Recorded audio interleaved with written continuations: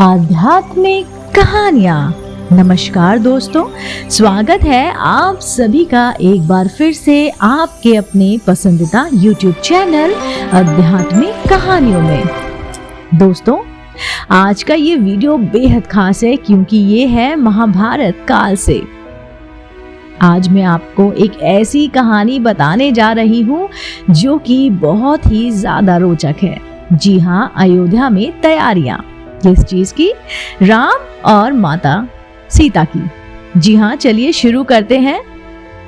मिथिलापुरी से अयोध्या तक का मार्ग 3 दिनों में तय करके महाराज जनक के मंत्री राजा दशरथ के दरबार में पहुंचे। जतन जटित सिंहासन पर विराजमान महाराज दशरथ का सादर अभिवादन करने के पश्चात मिथिला के मंत्री ने कहा, हे राजन, मिथिला नरेश ने आपका कुशल समाचार पूछा है और महर्षि विश्वामित्र की आज्ञा से उन्होंने आपके पास ये संदेश भेजा है कि समस्त संसार को ज्ञात है कि मिथिला के राजा जनक की पुत्री सीता अत्यंत रूपवती, लावण्यमयी एवं समस्त सद्गुणों से संपन्न है। राजा जनक ने अपने यहाँ एक यज्ञ किया था। उसमें उन्होंने ये प्रतिज्ञा की थी कि जो कोई भी भगवान शंकर के विख्यात धनुष पिनाक पर प्रत्यक्षा चढ़ा देगा, उसके साथ वे राजकुमारी सीता का विवाह कर देंगे। उस यज्ञ में महामुनि विश्वामित्र राम और लक्ष्मण दोनों राजकुमारों के साथ जनकपुरी पधारे। राम ने धनुष पर प्रत्यक्षा ही नहीं चढ़ाया बल्कि उस धनुष के 2 टुकड़े कर दिए। इस प्रकार उन्होंने अपने अद्वितीय पराक्रम से सीता को प्राप्त कर लिया है।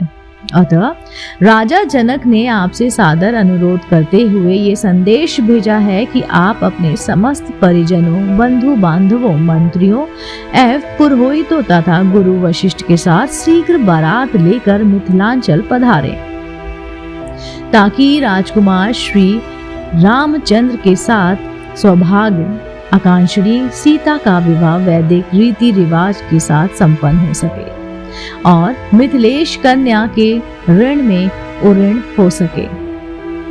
इस शुभ संदेश को सुनकर महाराज दशरथ अत्यंत प्रसन्न हुए।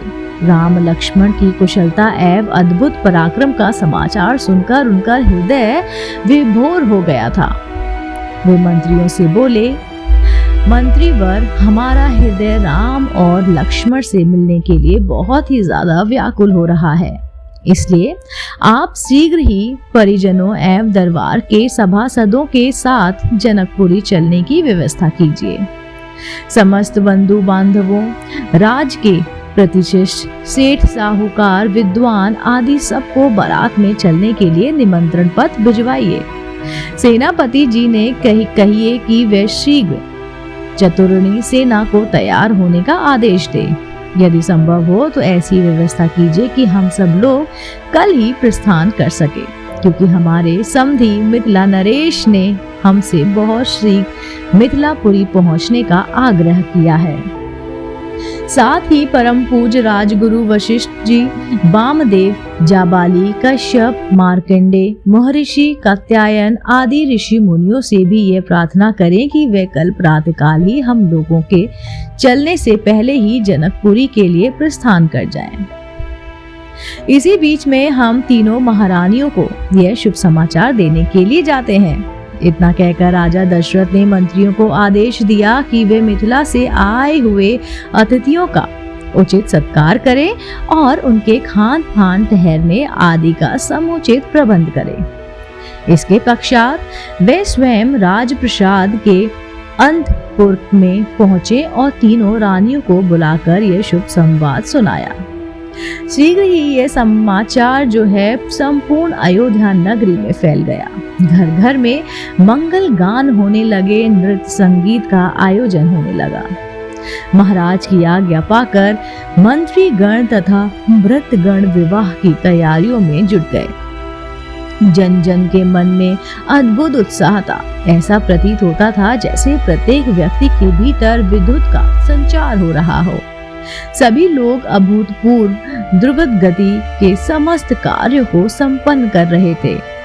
अर्धरात्रि होते होते चलने की तैयारी सारी पूर्ण हो गई थी और दूसरे दिन दल बल के साथ राजा दशरथ वहां से रवाना हो गए। 4 दिन तक चलने के पश्चात बारात मिथिला पहुंची। यह ज्ञात होते ही कि अयोध्या नरेश ऋषि मुनि मंत्रियों परिजनों एवं अपने संपूर्ण मंडली के साथ नगर के निकट आ पहुंचे हैं। मिथिला नरेश जनक अपने मंत्रियों पुरोहित मुनियों विद्वानों आदि को साथ लेकर अफगानी के लिए नगर के मुख्य द्वार पर जा पहुंचे।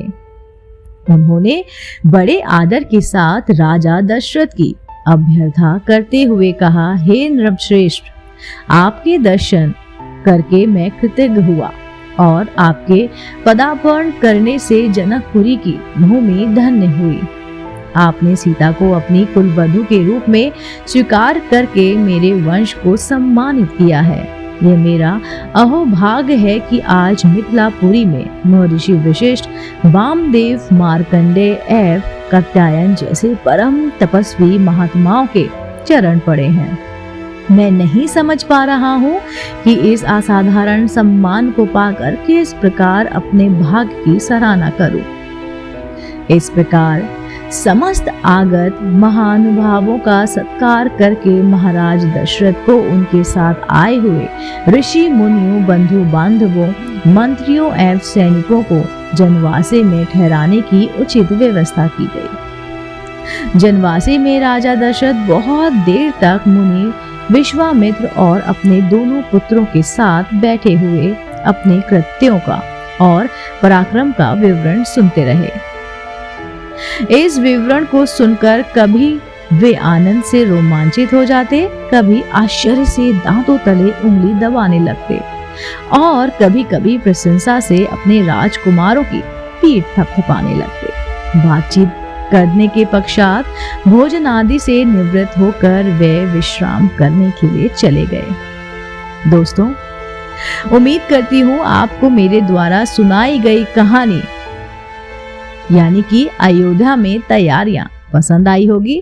अगर आप ऐसे ही धार्मिक पौराणिक कहानी कथाएं सुनना पसंद करते हैं तो आप मेरे चैनल आध्यात्मिक कहानियों को तुरंत लाइक कीजिए, शेयर कीजिए और सब्सक्राइब करना बिल्कुल भी ना भूलिए। मैं आपको मिलती हूँ जल्द ही नई रोचक कहानी और जानकारी के साथ। इसका अगला भाग जो कि है विवाह पूर्ण की औपचारिकता, मैं जल्दी ही आपके समक्ष प्रस्तुत करने वाली हूँ। आप देख रहे थे अब तक आपका पसंदीदा YouTube चैनल आध्यात्मिक कहानियाँ।